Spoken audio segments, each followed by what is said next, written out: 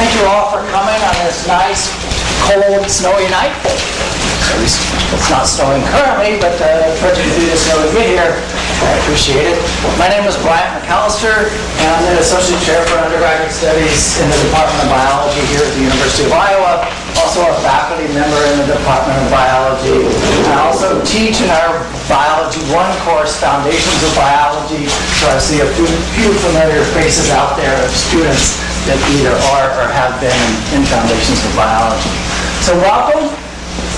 What we have tonight are two different sessions. And so the first, everybody's in this room. I'm going to talk a little bit about biology and essentially the bioeconomy as part of thinking about why you're here at the University of Iowa and how you can leverage studies in the life sciences in terms of going off and doing lots of different things. Following up on that, we've gotten one of our alumni, Andy Schumacher, to come and talk about his career path. Andy is a co-owner and chef at a very nice restaurant that recently opened in Cedar Rapids in Cobble Hill. He is a graduate of our program, and he'll talk about his career trajectory. Then you need to make a decision because it's 7 o'clock. We're going to split up into two alternate sessions. I'll say a little bit more about that at the end of this session. But we're going to have one geared towards prospective students that is really about life science at Iowa, the different majors and admissions and those kind of things. And then the other session is going to be geared towards current students, geared towards careers and thinking about what you can do beyond the classroom here at Iowa to prepare for going for your time after you leave Iowa. So I'll get started with talking about what you can do with a biology degree. My message is you can do a lot. And so biology is part of this modern bioeconomy that's very diverse in its reach in terms of considering its impact on health, on food, on fuel, and then essentially just on life. It has reached throughout all of these different major sectors of our modern economy, built on a platform of technology that's common across these different applications and ultimately being fueled by discoveries that come from research, transmission of that knowledge through education, and that's the driver of the modern bioeconomy, and biology is central to all of this. And so my message is you can do a lot, and this message is based on my dabbling with investments, and this shows that there is a strong growth in the bioeconomy, and this is just taking and plotting a couple of mutual funds that exclusively are invested in bio-related stocks and holdings and comparing that to the Dow Jones Industrial Average, comparing that to the NASDAQ Composite,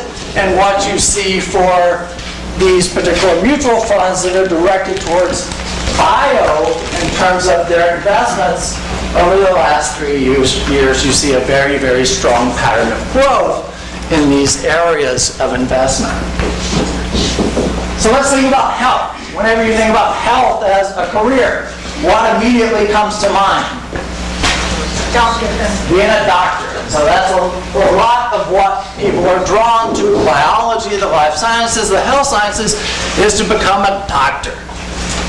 That's one option. There's lots of different options within medical practice besides being an MD, and so there's diversity in delivery of healthcare and the number of practitioners, the different practitioners that are there delivering healthcare. But you have a whole underlying economy of the diagnostics that are applied. All of that lab work. What goes into that lab work? All of that diagnostic in terms of medical practice is part of what's driving this major economy within the health sciences. Pharmaceuticals, so the treatment of disease based on its diagnosis, practitioners' advice in terms of how we treat disease and ultimately cure disease. We can think of this vast number of opportunities that are there throughout the health sciences, and biology being a part of that. Food. Anything come to mind whenever I say food as being part of the bioeconomy? Crops, corn. So crops and corn, and so biofuels, fuel bit, food production. So part of it is on the production side and delivery side. Food production is a major part of what I think about whenever I think about food in terms of potential opportunities out there in the bioeconomy whenever we're considering that food is a major element of our sustenance. It has to be produced, and ultimately there's a whole set of technologies that now underlie the development of particular products as well. In Iowa, corn and soybean are a major part of the economy, and there's a lot of biotechnology that goes into the modification of traits within those particular staples of the Iowa economy. And so food is a major element of that bioeconomy. Lots of different opportunities there in terms of how you can fit a career into those different opportunities. Fuel. So fuel is a new one. It's really taken off in terms of converting sugar into ethanol and using microorganisms in that process. I think that this is an area that's ripe for immense growth in terms of moving away from petroleum, taking chemicals, using organisms that are essentially designed and created in terms of manipulating those organisms to make those organisms produce things that are useful and a replacement for petroleum products. So synthetic biology is that part of taking microorganisms and modifying them to produce things that are ultimately useful from, say, corn as a food source in that production. So fuel is another major area. And then life is the other part of this little clover leaf here. And this is sort of a broad picture of considering the environment and natural resources. There's this whole entertainment side in terms of biology now. Anybody ever done a genetic test with Ancestry DNA or done a genetic test with 23andMe? Raise your hand. I see a couple, one hand at least go up, a couple hands go up. That's this entertainment industry now in relation to using what we know about the human genome, harnessing those technologies that have come out of the Human Genome Project to help people discover relatives, help people look at ultimately genetic variants that affect, for instance, disease or things of that nature. And so entertainment is another area of public policy, forensics, and so use of DNA technologies and then identifying individuals in forensics is another part of this sort of life element indicating. So hopefully I've given you a flavor of the variety of different opportunities that are out there. You don't need to think about, one particular place that's the only thing you can end up with in terms of a life science degree or studies in the life sciences. There's lots of different opportunities. I'm at the knowledge side. I started out with a bachelor's degree and went on in graduate school, research, and so part of my job, my career, is discovery and transmission of knowledge. And so that's what I do in terms of hopefully feeding some of this growth in the bioeconomy with you guys that are going to go off and do really neat and interesting things in what you do after you leave the University of Iowa. If you were in 106 and made it fit to the back of the room, IDT, the local biotechnology company, there were representatives of integrated DNA technologies there. They're a very successful biotechnology company that what they do is used throughout the life sciences. And so they synthesize DNA. And that synthetic DNA that they produce is used worldwide in all of these different sectors of the bioeconomy and in research that happens within our department. And so that's an underlying source of essentially procedures in how we do things in relation to modern biology. So my message is, you can do lots of things, and even though you may start with one particular point in mind in terms of where you're going, conditions may alter your path and be open to that, and there are lots of opportunities available to you. So next up, what I have is Andy Schumacher, who's going to talk about the path that he has taken, going from his undergraduate degree in biology to now owning a restaurant in Cedar Rapids, Cobble Hill. He graduated from our department in 2002 with a biology Bachelor of Science degree. He went on to culinary school in New York City at the French Culinary Institute in Soho. He graduated there in 2004. And then when he came back to Iowa, he worked in Mount Vernon for a number of years at the Lincoln Cafe, and now he's recently started in 2013. He opened Cobble Hill Restaurant in Cedar Rapids with his wife Carrie, and I've eaten there several times. It's a very, very nice place to eat. It's a wonderful restaurant. So one thing that's really interesting about that path, in addition to sort of it going from biology to owning a restaurant, is Andy's also a reality television star. And so he was on the second season of the television show, The Next Food Network Star. And this is from a picture from that particular cast of characters that were on that particular season of The Next Food Network Star.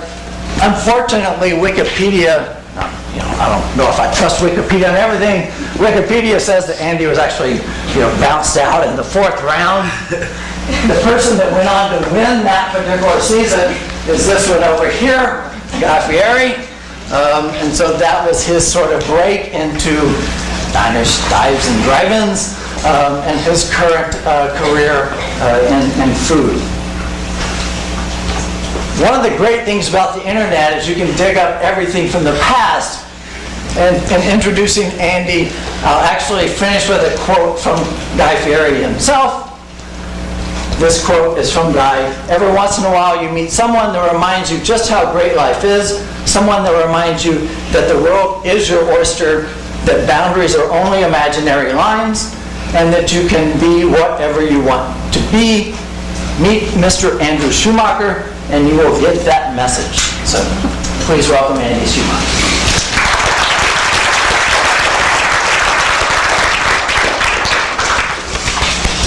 Hello, quite an introduction. Thank you very much. I just want to thank the university and Brian for asking me to be a part of this. It's quite an honor. I graduated many moons ago, but I have a lot of great memories of the biology department and getting my degree here. I'm going to start just a little bit and kind of tell you a little bit about my history and kind of give you a background of what I've done, so you can kind of get a context of my biology degree and what I've done with it. Kind of tell you how my career path has seemed like it kind of diverted away from that a little bit, but ironically has really seemed to kind of come back to that in certain ways, and I'll talk a little bit about that. One of the ways is on my shirt, and I'll get into that a little bit more too. So I'm not originally from Iowa. I grew up in Cedar Rapids. I attended the University of Iowa from 98 to 2002. And my initial plan when I started school, when I graduated high school, I really didn't know what I wanted to do. I started school here, decided to major in biology, and quickly after that decided that I really wanted to go to medical school. Thought it was going to be a great opportunity, totally into it. And I got a degree in biology, Bachelor of Science, graduated with honors, took my MCATs, applied to Iowa. Only school I applied to was Iowa. I don't really want to go to Iowa. Most people apply to like 5, 8, 10 medical schools. I applied to Iowa. First year, I was still a senior at that point, didn't get in. And so the next year, I was done with undergrad. First time since before kindergarten, I guess, that I didn't really have school anymore. So I just started working. I worked at the University of Iowa emergency room, hospitals and clinics as a registration clerk. I also worked at a restaurant downtown Iowa City called Quentin's in the kitchen, cooking. I worked at, all at the same time, I worked at the Brown Bottle downtown, waiting tables. And I also worked for a catering company that's, I think, now closed in Iowa City. And so this was kind of my first foray into cooking, and I started getting into cooking, started really enjoying it. Just made a choice. I was like, I'm going to go to culinary school instead. I want to do something different. This is really interesting to me. Career shift. I moved out to New York City. Went to culinary school out there. And I lived out there for 4 years. At that time, that's when I was on the Next Food Network Star Show with Guy. The casting director for that show actually was an Iowa grad, so kind of helped me get on, I think, a little bit. But that was a lot of fun. Did a lot of cool stuff out there, had great experiences, and then moved back here. My wife and I had our first child out in New York. We wanted to be closer home. We wanted to open a restaurant. We were getting into the industry. I was cooking, I was doing some catering, she was managing some restaurants, she was bartending, we were doing different things. And we thought, we really like this idea. We want to open a restaurant. We want to do something different and cool. We were getting into the local food movement and into just everything that involved around that. So we moved back here. We didn't really have a plan. We moved back here. We had some money saved. We had Carrie, my wife, she was pregnant with our second child, Julian. We had our daughter, Sierra. We moved back and lived with my parents in their basement for 6 months. We found a place to live in North Liberty. And then I got a job at the Lincoln Cafe, which some of you may have heard of. It's closed now, but it was a really nice restaurant in Mount Vernon that was really kind of embracing the same kind of ideas and ethos that we were bringing back and thinking about. So I started working there. Worked there for 5 years. Had a great time there. Got my roots planted back in Iowa. We live in Cedar Rapids now, and we opened our own place, Cobble Hill. Cobble Hill is actually a neighborhood in Brooklyn called Cobble Hill, which we lived right next to. We actually lived in Carroll Gardens, but we didn't want to name our restaurant Carroll Gardens because we kind of thought it sounded like a retirement home a little bit. We were like, we don't live in Cobble Hill, we're going to call it Cobble Hill instead. So that's what we called it, and we'll be open 2 years on February 12th, which is next week, right? 2 days before Valentine's Day. So we opened 2 years ago. Along this whole path and this time, I started, the thing that I really loved and have come to realize going through this whole process, and when Brian asked me to do this, so you should come talk to, prospective biology students about your degree. And I'm like, well, I'm a cook now, But then I got to thinking about it more, and I'm like, there's so many things that are so much easier and more enriching for me in my life now because of my education here in the program I went through. I think the number, I'm going to talk a little about some specific things, but the number one thing when I kept thinking about what I was going to talk about and what was the most important thing for me is that studying biology and studying science for me really was kind of like taught me that you're searching for the truth. You're searching for how things work and how they actually work and how things function in the world. And how, if you truly understand that, that's the foundation for how everything else works. If I know, in all the classes that I take, physics, in organic chemistry, fundamentals of biology, and then as you go along, evolution, genetics, cellular biology. So this is basically the foundation of how everything in the world works. And everything's built on this. And I feel like to truly understand that, to truly be inquisitive about that, allows you to kind of apply those things to every other thing in your life that, like, if you choose to think about things in the right way, if you choose to, like, want to investigate, want to know how things work, it just makes so many more things easy to grasp and easy to take on. Anything. I remodeled my kitchen a couple months ago, or I'm in the middle of remodeling my kitchen, and it's kind of the same principles. Like, okay, I don't know how to do this. I'm going to figure out how to do it, and I'm going to learn how to make it work and learn how to understand it on the fundamental level, and do it myself and apply it, and then all of a sudden that's done. And so I think that, like, for like a fundamental level, and like the most important thing I took away from that, because I definitely didn't end up in a career that is using biology directly. Indirectly it is, and I'll talk a little about that in terms of cooking, but those are the things that I think are really important. I didn't really understand until I reflected on a little bit more to kind of grasp that and take away from that, which is cool. It's a little abstract, and it's a little bit kind of like, okay, like, are you, kind of maybe feel like you're stretching a little bit, but it's true. I really think that. But, and then, so I started getting into cooking, and I remember having this moment, like, right when I was, like, kind of finishing up undergrad. There was actually, I remember this moment, I was on the Pentecrest downtown, and, like, getting into cooking, and I was like, I wonder, like, it'd be so cool to integrate, like, biology and cooking. Just kind of a random thought. And then, like, since then, this whole movement in cooking has come along. I'm sure a lot of you have heard of it, called molecular gastronomy. That's the term. Where cooks are starting to use a lot more technical processes. They're using different thickening agents, carrageenan, agar, xanthan gum, all these kind of things that, like, just kind of came in. There was a chef in Spain named Ferran Adria. He opened a restaurant called El Bulli, and he was kind of the forefather of this style, where he kind of took cooking in this completely abstract path, where he started just thinking outside the box completely, and creating these really intensive tasting menus for people, 22 courses with, it was almost magical, and doing different techniques and things with foods, and turning olive oils into coils that would dissolve in people's mouths, and just different things. And he was using some of these different ingredients that were new.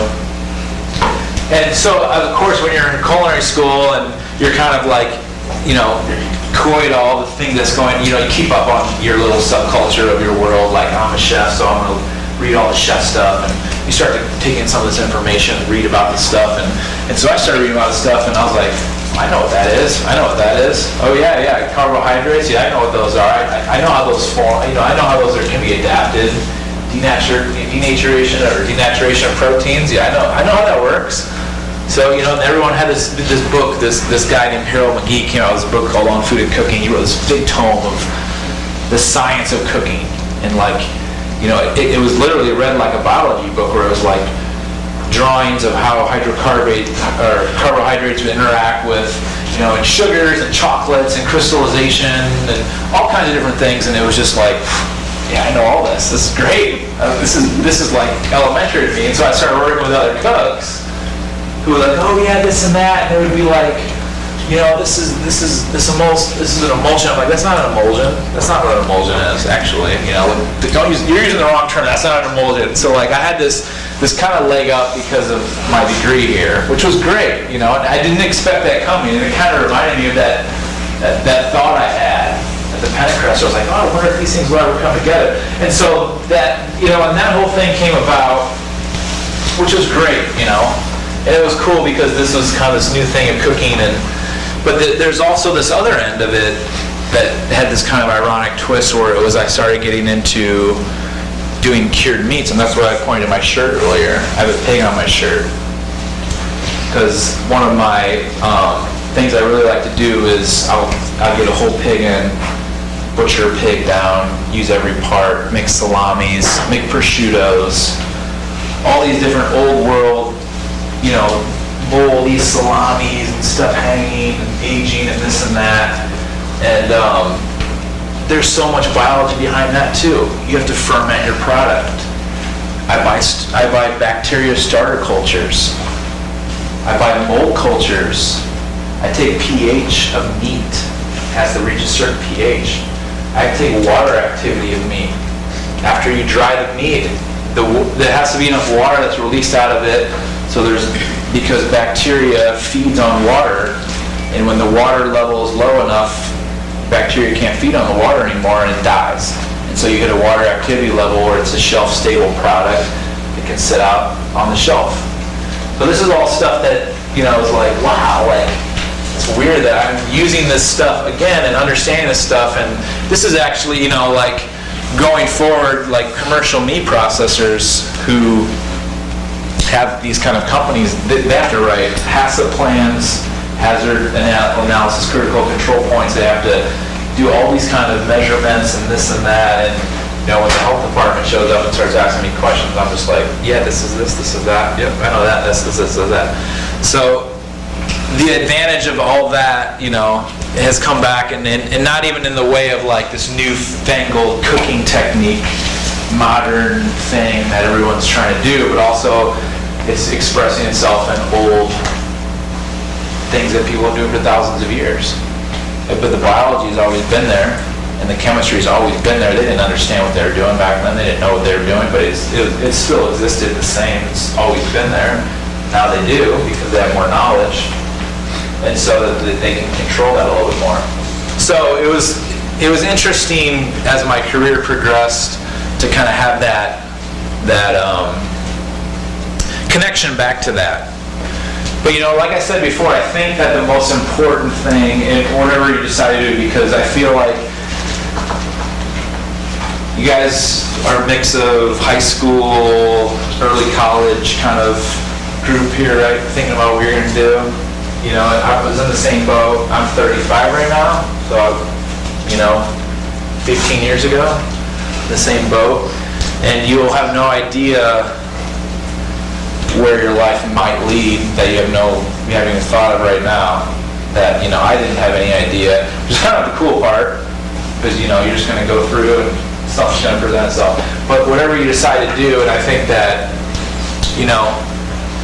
going to college, and especially even in the science, and the science is specifically the fact, like I said before, the main thing I think that was the most important thing is that it taught me to think about things on a fundamental level, which has applications through your whole life.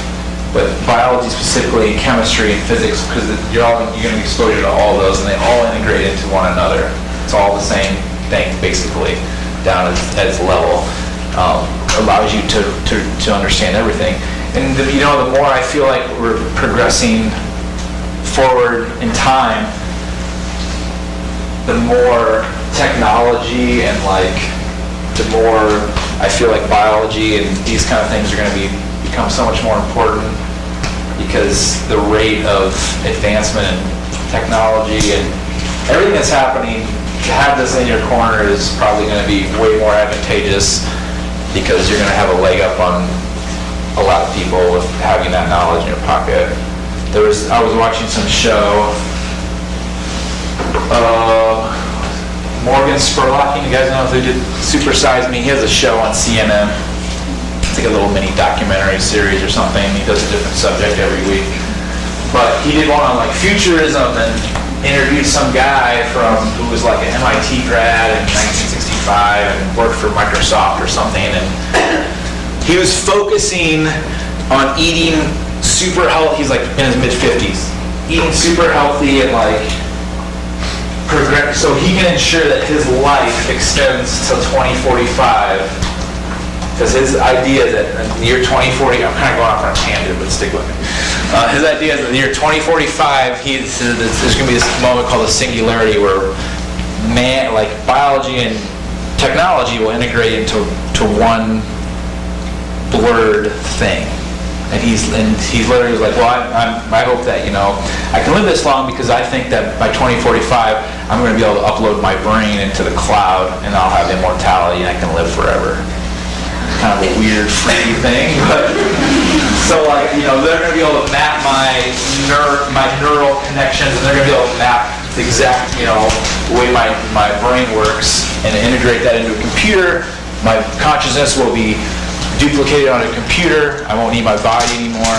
I can live in the cloud, kind of like the Matrix, and live forever. And I'm just kind of thinking, geez, I have a couple kids, and then, in the next 30, 40 years, the rate of advancement is probably going to be exponentially progressing like it has been. And to have, I feel like, a science degree or some sort of background in that is probably going to be advantageous to be able to kind of wrap your mind around where things are going. But so I guess that was kind of a weird tangent to end on, but that's kind of where I was going with that. But yeah, so I mean, if you guys, I think it's a great degree to go into. It totally took me for like a loop, but I didn't expect it, and it totally came back to a point that it's been really advantageous for me, and I really, have appreciated having that, and take a lot of pride in my degree and where I came from. So again, thank you for inviting me, and hopefully you got a little bit of extra info from me. So Thank you very much.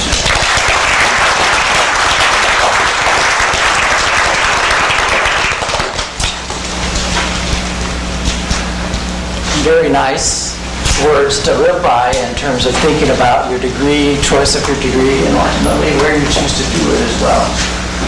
So now you're at a decision point. We've done our first little session of the program.